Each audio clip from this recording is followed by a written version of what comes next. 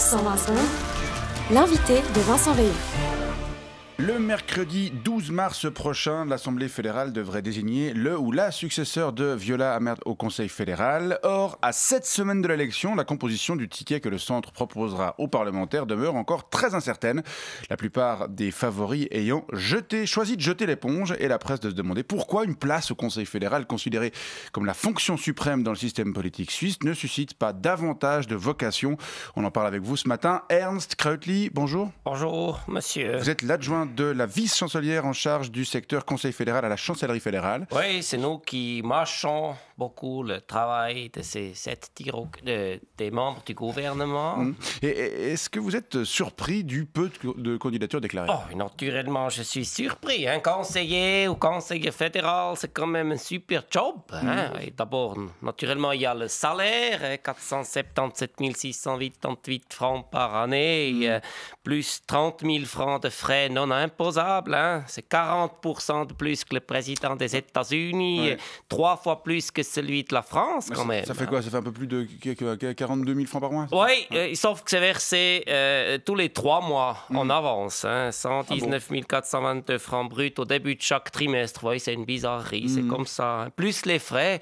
Alors, bon, ça permet de boursicoter un petit peu, hein? D'avoir un peu d'avance sur le gâteau. Hein? C'est la 3e meilleure rémunération mondiale pour un poste à la tête d'un État. Hein? Après, en dehors des têtes couronnées, et après Singapour, où le président gagne presque 3 fois plus, et après Hong Kong. Et puis, il y a aussi la voiture de fonction. Hein? Naturellement, les conseillers fédéraux, ils peuvent en plus en avoir 2. Hein?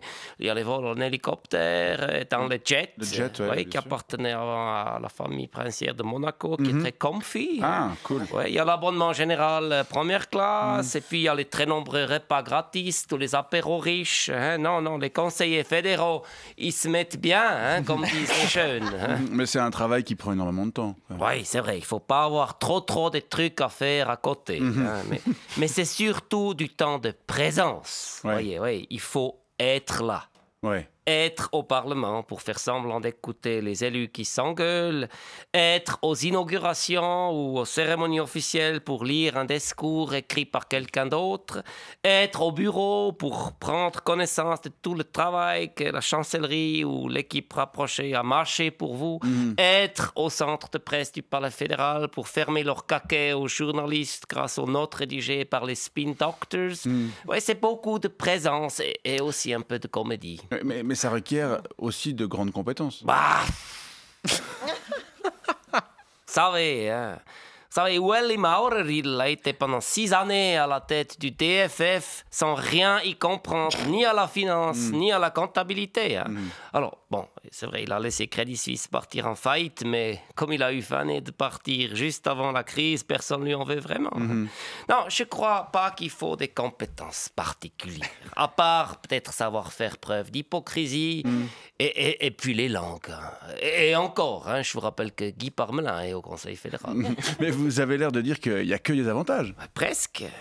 Presque. Bon, il faut aussi être prêt quand même à se faire engueuler par Mme Krell-Sutter tous les mercredis à la séance hebdomadaire.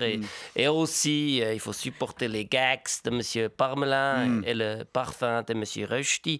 Mais sinon, en effet, il y a presque que des avantages. Alors, s'il y a des membres du centre qui nous écoutent, go for it! It's a job of a lifetime. Achieve yourself! Vous pourrez croire que vous êtes en train de faire de la pub.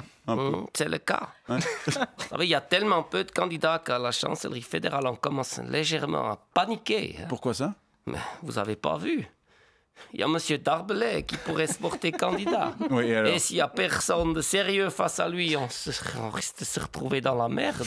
Mais pourquoi? Vous savez ce qu'il boit? Et on n'a plus la place pour stocker à la cave. Alors, non, n'importe qui pourrait faire ce job, mais ce serait quand même mieux que ce soit pas n'importe qui soit élu. Bon, on verra si le conseiller d'État valaisan se porte candidat ou non, et si oui, qui il affrontera sur le ticket. Réponse dans les semaines à venir. Ernst Krautli de la chancellerie fédérale, merci pour cet éclairage. Oui, si jamais j'ai fait une petite note de synthèse avec tout ce que je vous ai dit sur jobup.ch. Cool. Bonne journée. Merci.